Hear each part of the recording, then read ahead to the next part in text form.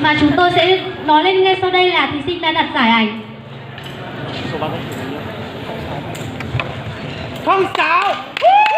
Không sáu. Khán giả đoán là số báo danh bao nhiêu ạ? Các bạn đoán chắc chưa? MC vừa rồi lắm các bạn ạ. Số báo danh này có chữ không đằng trước. Và thí sinh 06 đã đạt giải nhất cuộc thi ảnh. Vâng, xin mời bạn bước lên trên một bước. Và sau đây xin mời anh Lia Chính sẽ lên trao quà cho bạn số báo danh 06 bạn Thảo Tình Ly. Xin mời anh. Bạn bước lên trên một chút. Xin mời các bạn cùng thầy bằng mình, các bạn bước lên một chút nữa. Các bạn đứng sát bên dưới kia.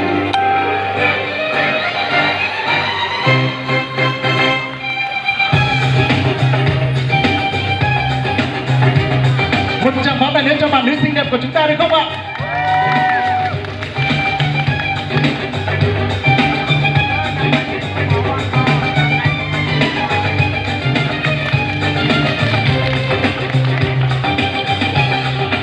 Vâng, xin cảm ơn bạn, cảm ơn anh chị. Xin mời bạn về chị. Các bạn thấy hồi hộp chưa? Thật sự thấy hồi hộp chưa các bạn? Và ngay sau đây sẽ là giây phút quyết định của các bạn. Vâng, sau đây xin mời các bạn có số báo danh sau bước lên trên một bước. Xin mời bạn có số báo danh 03, bạn Tráng Hồng Vi. Bạn thứ hai có số báo danh 02, bạn Tráng Thị Viên. Bạn thứ ba có số báo danh 07, bạn Hờ A Cua. Và bạn thứ tư, bạn có số báo danh 09, bạn Giang Á Phá. Và các bạn đang đứng trước mặt chúng tôi đây. Các bạn đã vô cùng xuất sắc và đạt được giải khuyến khích trong cuộc thi Bước Thời Khởi Minh ngày hôm nay. Dạ vâng, và sau đây xin mời anh Giang Á Sùng, phó ban tổ chức sẽ lên trao quà cho các bạn. Xin được mời anh.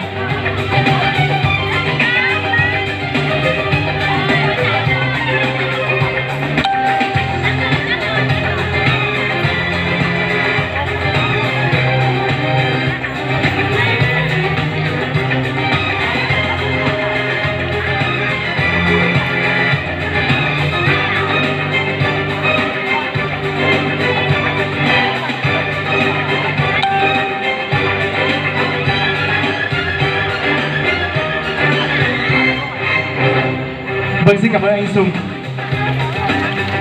Xin mời các bạn về vị trí. Và tiếp theo sau đây sẽ là giải ba. Sẽ công bố giải ba dành cho các thí sinh. Giải ba gồm có hai bạn, là một bạn nam đẹp trai và một người nữ duyên dáng. Các bạn có đoán được là ai không ạ? Các bạn khán giả hãy nêu tên to tên mà tên người mình muốn được giải ba đi ạ. Vâng, và ngay sau đây xin mời bạn số báo danh 05 và bạn số báo danh 04 Lưu Văn Thái, Thảo Thị Anh bước lên trên một bước. Dạ vâng, và sau đây xin mời chị Lý Thị Nhung Sinh, Lý Tuyết Nhung lên trao phần quà cho hai bạn.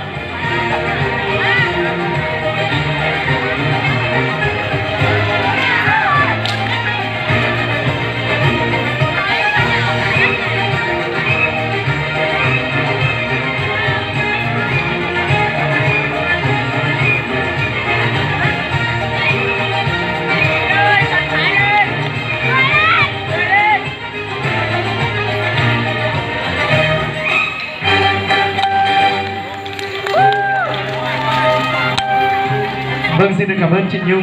Xin mời hai bạn về vị trí. Và chỉ còn ba bạn thí sinh nữa thôi đúng không ạ? Vậy thì cả ba bạn hãy cùng bước lên phía trước một bước gì ạ? Các bạn bước lên cao hơn nữa được không ạ? Bước lên cao hơn nữa. Cao hơn nữa đi ạ. Để cho khán giả cùng chiêm ngưỡng lại vẻ đẹp của tất cả các bạn ạ. Các bạn hãy nắm tay mình lại với nhau đi, để cho tình cảm. Các bạn khán giả đã đoán xem ai sẽ là người đạt quán quân trong buổi thi Miss năm 2019 này?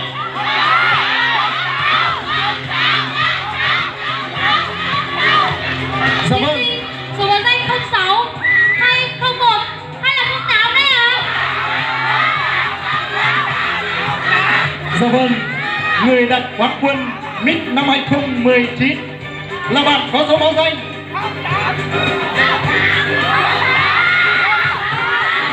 vâng, xin chúc mừng bạn có số báo danh 08. Thảo Thủy Dương, bạn đã là thành con cua nhất đầu trồng ớt xinh cởi chưa? Xin chúc mừng bạn. Mong rằng cái cuộc thi này có thể đưa cho bạn có một cái ý nghĩa hơn trong cuộc sống, để cho bạn luôn vững vàng và giúp phát huy hơn cái nét văn hóa của dân tộc Mông.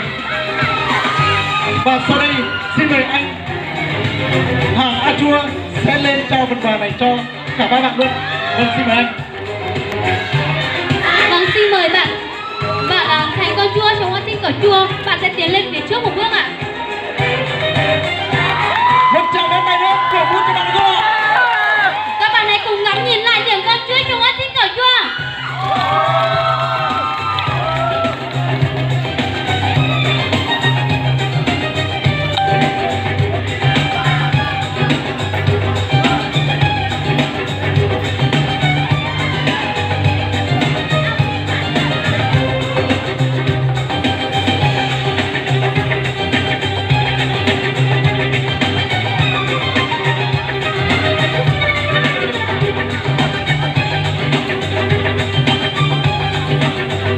Vâng, với sự đà dạy của bạn hôm nay, ban tổ chức rất mong rằng cái giải này sẽ không đưa cho bạn có một cái sự gọi là kiêu căng hay là gì đó, mà mong rằng bạn hãy luôn khiêm nhường, khiêm tốn và luôn phát huy những truyền thống văn hóa của người Mông, đưa văn hóa của người Mông luôn ngày càng phát triển.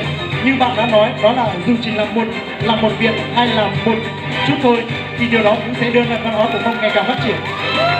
Nổi tràng vỗ tay thật lớn hơn nữa nè quý vị. Vâng, xin cảm ơn anh Trung.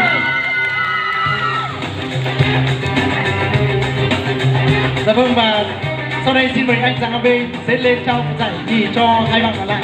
Xin Xin mời mời anh. bạn Thu tiến về phía sau ạ.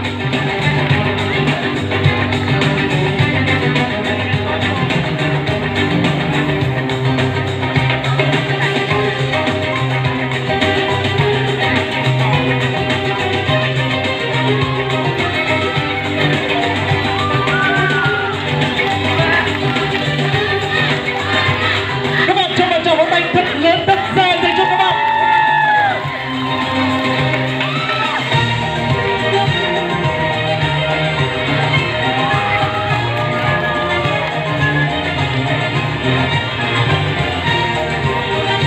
Vâng, xin cảm ơn anh B.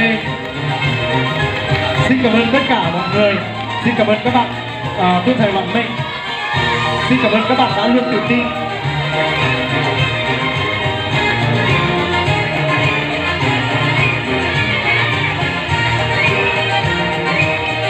Vâng, xin cảm ơn các bạn tôi thầy bạn Minh.